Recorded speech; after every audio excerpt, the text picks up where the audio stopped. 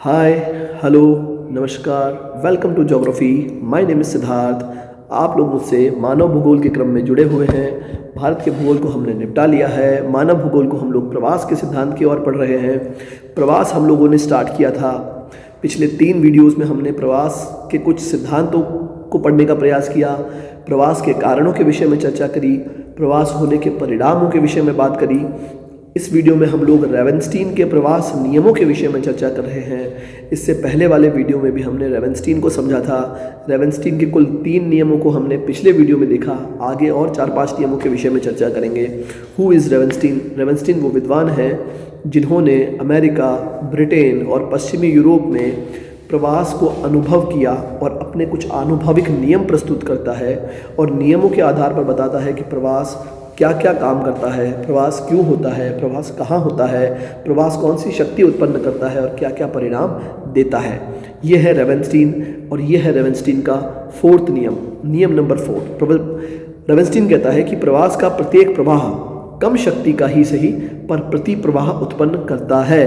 Clear बात है? मतलब हम जो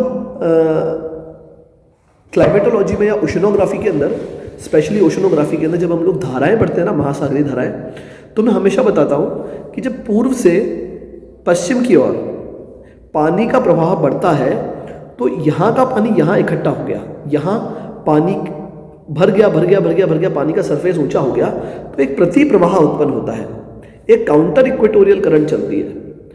मतलब कहने का मेरा मतलब है कि कोई भी एक क्षेत्र से दूसरे क्षेत्र में अगर लोग भरते जाएंगे तो कहीं ना कहीं यहाँ पर रहने वाले लोग भी जो है दबाव महसूस करेंगे और कहेंगे कि अपना तो वो क्षेत्र ठीक था, कम से कम वहाँ पे अच्छी सांस तो ले पा रहे थे, अच्छा खाना तो खा पा रहे थे, चलो वहीं चलते हैं। कुछ लोग ही सही, लेकिन वो प्रति प्रवाह करेंगे, काउंटर माइग्रेट होंगे, दोबारा अपने स्थानों पर आएंगे। ये कहता है रेवेनस्टीन अपने 4थे नियम में कि प्रवास का हर एक प्रवाह कम मात्रा में ही सही परंतु प्रति प्रवाह उत्पन्न करता है। मतलब अब देखिएगा, प्रवास के नियम लगभग सभी विकसित और विकासशील देशों में व्यापक स्तर पर लागू होते हमें दिखाई देते हैं। फिर जब हम लोग बात करते हैं कि रेवेनस्टीन जो है उन्होंने एक अफ्रीका का एक सिद्धांत दिया, मतलब अफ्रीका का एक एग्जाम्पल दिया। वो कहते हैं कि अफ्रीका के अंदर क्या हुआ, अफ्रीका से लोग दास बना करके कहाँ लेके गए, मतलब लैटिन अमेरिकाज में, यूँ कहें कि एंग्लो अमेरिका के अंदर, और वहाँ लेके गए। लेकिन कुछ लोगों ने अपनी स्वतंत्रता को अक्षुण्ण बनाए रखा और पुनः अपने स्थान पर लौट आए। सभी तो नहीं आए, परंतु प्रवास ने एक काउंटर प्रवास या यूँ कहें काउंटर माइग्रेशन दिया है, तो ऐसे लोग आते हैं। वहीं जब हम लोग 90s की बात करें, 90 से लेकर के 1914 तक, ये देखिए आप, 1900 से लेकर 1914 के मध्य यूरोप के लगभग 130 लाख लोग, मतलब लगभग 1 करोड़ लोगों ने क्या किया, संयुक्त राज्य अमेरिका के लिए पलायन कर लिया कि भाई नई जगह मिल गई है, बड़ी ज़मीन है, अच्छा पैसा मिलेगा, वहीं जाकर के सेट होंगे। अब इतने ज़्यादा लोग वहाँ चले गए कि लगभग अनुमानतः 40 लाख लोग वापस अपने स्थान पर आके, नहीं अपनी तो ये जगह ठीक है यार, वहाँ अपना सिस्टम नहीं जम रहा है। आई बात समझ में? तो बेसिकली ये होता है काउंटर प्रवास। फिर अब आप देखें कि अभी कुछ ही वर्षों में संयुक्त राज्य अमेरिका से उत्प्रवासियों का जो अनुपात है अप्रवासियों की तुलना में अधिक बढ़ा है। मतलब वापस जाने वालों की संख्या कम हुई है, लेकिन आने वालों की संख्या काफ़ी ज़्यादा बढ़ गई है और एक बड़ी संख्या में लोग मैक्सिको, जर्मनी, कनाडा, यूके और वापस अपने देशों में भी कुछ लोग लौटे हैं। क्लियर बात है? अब आता है नियम नंबर 5। नियम नंबर 5 क्या कहता है कि ग्रामीण क्षेत्रों के निवासियों की तुलना में नगरों के निवासी कम प्रवासी होते हैं। कहाँ जाएंगे भाई? आप सोचिए, ग्रामीण क्षेत्रों के लिए तो और ज़्यादा संभावना है आगे नगरों में जाकर के कुछ करने की। जो पहले से नगरों में रह रहे हैं वो कहाँ जाएं? वापस ग्रामीण क्षेत्रों में तो लौट नहीं सकते, क्योंकि वो तो पहले से ही फुल है। जहाँ पे एक खेत के अंदर 5 लोगों की ज़रूरत है, 10 लोग पहले से मस्त हैं, तो अब वो वापस गाँव में तो आ नहीं सकते। तो वो तो ये इनका एक नियम है, ये कहता है कि ग्रामीण क्षेत्रों के जो निवासियों की तुलना में नगरीय क्षेत्रों के निवासी प्रवास नहीं करते हैं, कम प्रवास करते हैं। क्लियर बात है? अब हम लोग बात करेंगे कि 19वीं शताब्दी में क्या होता है। 19वीं शताब्दी में आर्थिक विकास की एक अवस्था से संबंधित एक इन्होंने अध्ययन किया और देखा कि ग्रामीण क्षेत्रों से नगरीय क्षेत्रों की ओर प्रवसन बहुत ज़्यादा हुआ। आज भी लगभग हम लोग देखते हैं सभी विकसित देशों में अथवा विकासशील देशों में प्रवसन मुख्य रूप से ग्रामीण क्षेत्रों से नगरीय क्षेत्रों की ओर ही होता है।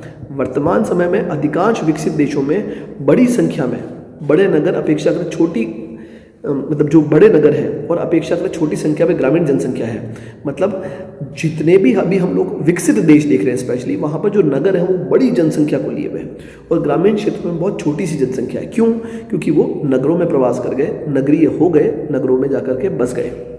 इसीलिए अब जाकर के, क्योंकि वहाँ पर नगर फुल हो चुके हैं, नगर कंप्लीट हैं, अब वहाँ संभावनाएं कम दिखती हैं, तो अब जाकर के नगरों से प्रवास होता है अंतरा नगरीय या अंतः नगरीय, एक नगर से दूसरे नगर में अथवा एक ही नगर में इधर से उधर प्रवास हम देखने को मिलता है। और जैसे जैसे अभी मैं आपको बताऊं, जैसे जैसे यातायात के साधन बढ़ रहे हैं, आजकल लोग क्या कर रहे हैं, आजकल वापस अपने ग्रामीण क्षेत्रों में भी जा रहे हैं और वो ये सोचते हैं कि डेली अप डाउन करना ज़्यादा बेटर है बजाय नगरों में रहने के। तो आजकल एक ये नई प्रवृत्ति भी है, क्योंकि यातायात के साधनों ने अपना एक चरम विकास किया है। जैसे कि आप देखेंगे, जब हम लोग दिल्ली की बात करते हैं या दिल्ली एनसीआर की बात करते हैं, तो दिल्ली मेट्रो ने, आप सोचो, गुड़गांव जो कि आज गुरुग्राम हो गया है, हरियाणा का एक छोटा सा गाँव, कहाँ दिल्ली, और ये किसने सोचा था कि आप 20 मिनट में पहुंच जाएंगे मेट्रो से? तो क्योंकि दिल्ली जो नगर है उसका भार इतना ज़्यादा बढ़ने लग गया कि अब उसे विकेंद्रीकृत करना था, डिसेंट्रलाइजेशन करना था वहाँ की भीड़ को।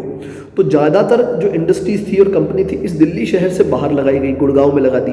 अब लोग क्या करेंगे, यहाँ आएंगे ही नहीं दिल्ली में, और गुड़गांव और इससे आसपास के जो गांव हैं वहाँ से लोग अप डाउन कर लेंगे।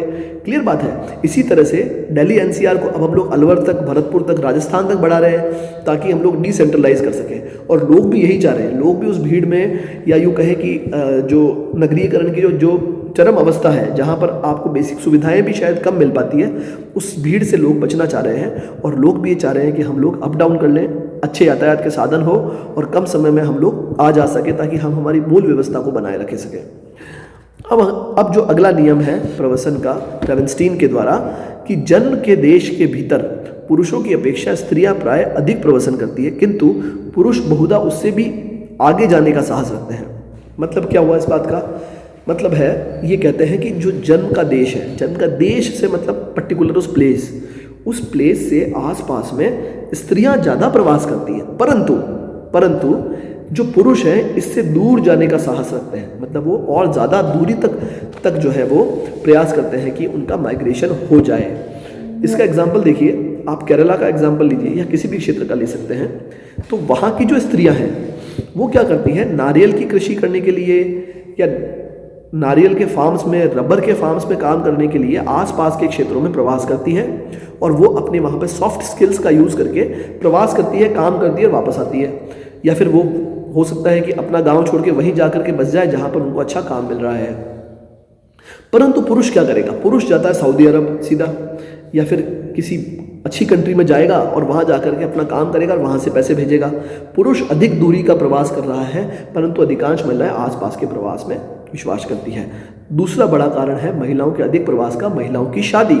जब महिलाएं शादी करेगी तो अपना मूल स्थान छोड़ेगी और आसपास किसी दूसरे स्थान में जाकर के बस जाएगी। तो ये भी एक कारण है कि महिलाओं का प्रवास आसपास के क्षेत्रों में ज़्यादा देखा गया, जबकि पुरुष अधिक दूरी का प्रवास ज़्यादा करते हैं। तो अगर हम लोग ये देखें कि प्रवसन का यह नियम जो है आंशिक रूप से आर्थिक विकास की एक अवस्था और आंशिक रूप से सांस्कृतिक संदर्भ में देखा जा सकता है। दोनों ही कारण है, सांस्कृतिक मतलब शादी ब्याह, और अगर हम लोग इकोनॉमिक बेसिस देखें, आर्थिक विकास की तरफ देखें तो पैसा कमाना, ये दोनों ही बहुत बड़े कारण हैं जो कैसे न कैसे करके प्रवास को अफेक्ट करते हैं। तो जब हम लोग देखते हैं स्त्रियों के लिए नियोजन के लिए और काम के लिए ग्राम से ज़्यादा आसपास के नगरों में ज़्यादा अवसर मिलते हैं तो वो वहाँ प्रवास कर जाती है। फिर हम लोग बात करें एग्जाम्पल के लिए तो भारत में ग्रामीण क्षेत्रों से स्त्रियाँ अपेक्षाकृत पुरुष, मतलब भारत की पर्टिकुलर बात करें तो ग्रामीण क्षेत्र की जो स्त्रियाँ हैं उससे ज़्यादा पुरुष काम काज के लिए ज़्यादा प्रवास कर रहा है। स्त्रियाँ अपेक्षाकृत गांव में रह करके ही खेत संभालने का काम कर रही है या फिर स्थानीय जो काम है उसको देखने का काम कर रही है, और भारत पर्टिकुलर में पुरुष ग्राम से ज़्यादा नगरों के अंदर जाकर के प्रवास कर रहा है। जैसे कि अगर हम लोग एग्जाम्पल लें तो ब्रिटिश काल की अगर हम लोग बात करते हैं तो कोलकाता में, मुंबई में और इन सभी क्षेत्रों में प्रमुख व्यापार और वाणिज्य के केंद्र हुआ करते थे, और आसपास के अलग अलग क्षेत्रों से लोग अपना काम करने के लिए यहाँ पे आया करते थे और वापस जाया करते थे। तो ये एक प्रवास का एक एग्जाम्पल है भारत के संदर्भ में। और तो और भारत में ग्रामीण क्षेत्रों में स्त्रियों का प्रवसन होता है शादी ब्याहों के कारण, वो सब मैं आपको बता चुका हूँ। फिर हम लोग बात करते हैं अंतर्राष्ट्रीय जो प्रवसन है, इंटरनेशनल जो माइग्रेशन है, वो स्त्रियों की अपेक्षा पुरुष ज़्यादा करते हैं। पुरुष इस माइग्रेशन में ज़्यादा सक्रिय हैं। जैसे कि हम लोग देखते हैं खाड़ी देशों में, सऊदी अरब में, कहीं कहीं भारत में भी लोग आते हैं बाहर से, और यहाँ पर प्रवसन ज़्यादा होता है अमेरिका में, यूरोप में, ऑस्ट्रेलिया में, इधर। और जहाँ से प्रवास ज़्यादा हो रहा है उन देशों में विकासशील देशों की संख्या है, मतलब विकासशील देशों के लोग विकसित देशों में ज़्यादा प्रवास कर रहे हैं। ये भी एक पॉइंट है जो आज के संदर्भ में हम लोग देख सकते हैं। ये भी एक कैरेक्टरिस्टिक्स है ये इसकी माइग्रेशन की। फिर हम लोग बात करते हैं, अधिकांश प्रवास करने वाले जो हैं वो वयस्क होते हैं। परिवार बिरले ही अपने जन्म स्थान से प्रवसन करते हैं। देखा है क्या आपने, एक परिवार यहाँ से उठ गया और कहीं और चला गया हो? बहुत ही कम, बहुत ही रेयर चांस में। लेकिन जो युवा हैं, जो यूथ हैं, वो आगे से आगे बढ़ने के लिए, चाहे वो शिक्षा हो, चाहे वो नौकरी हो, या कुछ नया सीखना हो, या कोई भी दूसरा आकर्षण हो, वो प्रवास ज़्यादा करेगा। ये भी एक प्रवृत्ति है जो कि हम लोग देखते हैं 19वीं शताब्दी में, और आज हम लोग देख रहे हैं 21वीं शताब्दी के अंदर भी वो की वही प्रवृत्ति देखने को मिलती है। अब देखिए, इस नियम में दो प्रेक्षण हैं।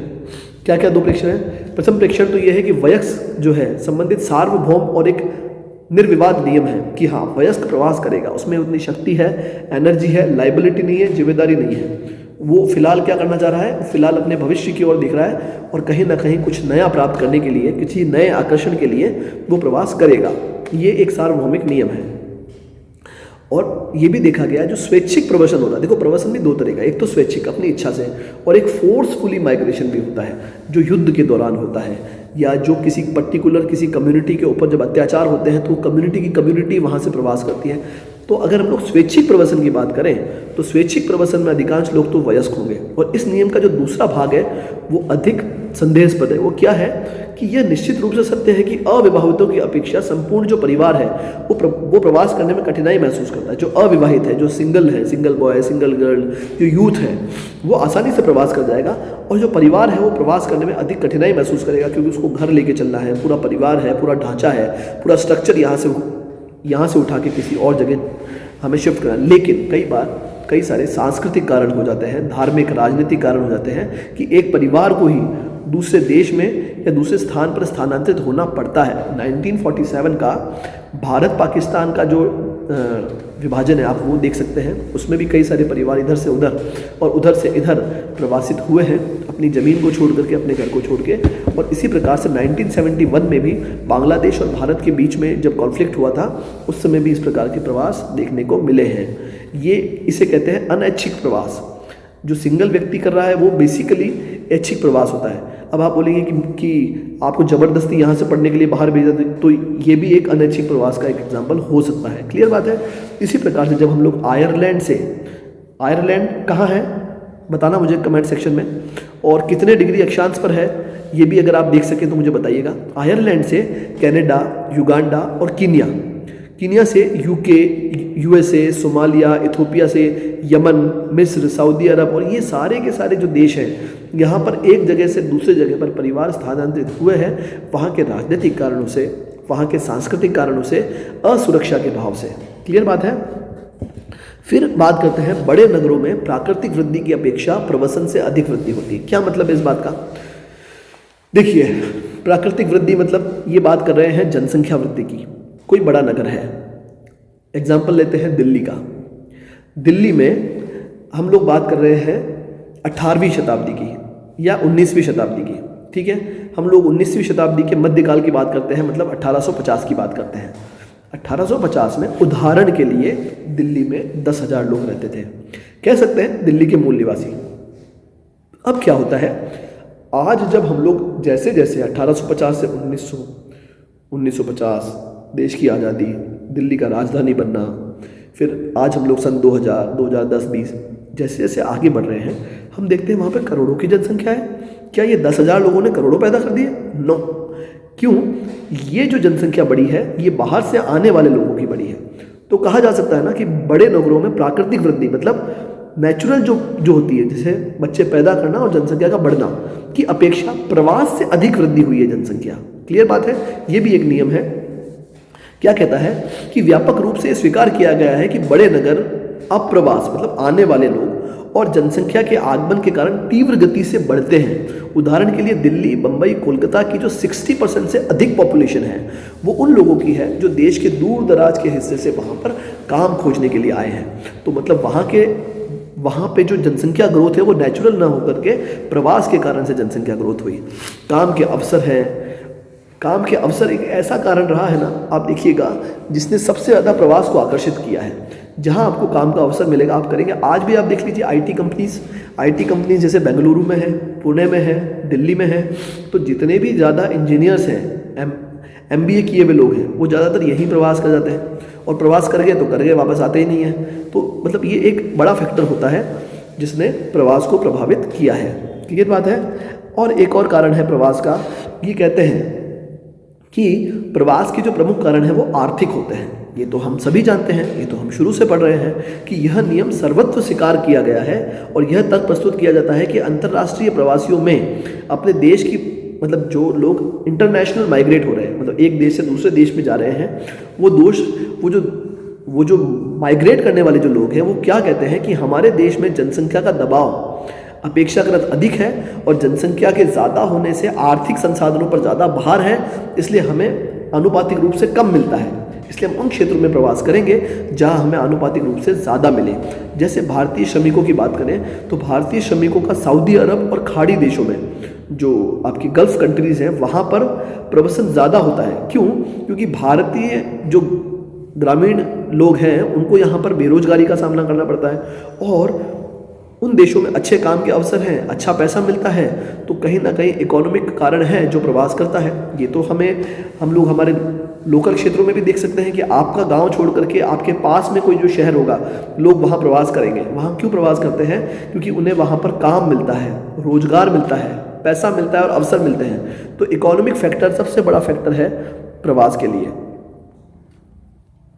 तो ये बात है, परंतु एक बात और भी है कि क्या सिर्फ आर्थिक कारण ही हैं जो प्रवास कराते हैं? नहीं, आर्थिक कारण के अलावा मानवीय अभिप्रेरण, मानव की इच्छा, उसका निर्णय, उसका व्यवहार और ये सारी की सारी चीज़ें इतनी ज़्यादा जटिल है कि हम लोग किसी एक फैक्टर के ऊपर किसी भी चीज़ पर सिद्धांत नहीं बना सकते कि यही एक फैक्टर है जो कि किसी भी चीज़ को प्रभावित करेगा। उदाहरण के लिए विवाह के समय जो स्थानांतरण होता है मुख्यतः आर्थिक स्थानांतरण नहीं होता है, और बेसिकली हम लोग बात करेंगे विवाह के अलावा भी जो लोग ज़्यादा धनी हैं, ज़्यादा पैसे वाले हैं, बड़ी पेंशन प्राप्त कर रहे हैं या कुछ ऐसा है, वो क्या करते हैं अपने निवास स्थान को चुनने में क्या क्या चीज़ों का ध्यान रखते हैं कि वहाँ की प्रकृति कैसी है, नेचर कैसा है, मौसम कैसा है, या फिर वहाँ का सामाजिक स्थिति कैसी है, मनोरंजनात्मक स्थिति कैसी है, वहाँ जा कर के बसते हैं। तो ऐसे और भी बहुत सारे फैक्टर हो सकते हैं। तो बेसिकली ये थे रेवेनस्टीन के प्रवास के संबंध में कुछ नियम। रेवेनस्टीन ने कुछ नियम दिए थे